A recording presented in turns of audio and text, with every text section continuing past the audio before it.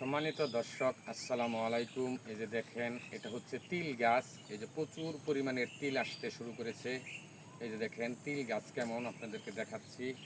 এই যে দেখেন তিলের ছেই আসতে শুরু করেছে। এই যে তিল, বর্তমানে তিল কিন্তু আমাদের বাংলাদেশ থেকে বিলুপ্তর দিকে। তিল চাষ এখন বর্তমান কৃষকরা করে না।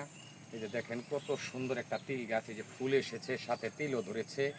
তিলের তেল কিন্তু আমাদের বাংলাদেশে প্রচুর জরুরি একটা তেল। এই তেল দিয়ে অনেক ওষুধ বানায় এবং তিল দিয়ে বিভিন্ন রকমের পিঠাও বানায়, যেমন গোটা পিঠা, তেলের পিঠা এবং খয়ের লাড়ুতেও তিল দেওয়া হয়। তিল স্বাস্থ্যের জন্য প্রচুর একটা ফসল। তিল কিন্তু শরীরের জন্য খুব ভালো একটা জিনিস। এই যে দেখেন বর্তমানে কৃষক ভাইরা তিল করে না। এই যে দেখেন আমি একটা তিল গাছ আপনাদেরকে দেখাচ্ছি, কত সুন্দর একটা তিল গাছ, কী পরিমাণ তিল হয়েছে।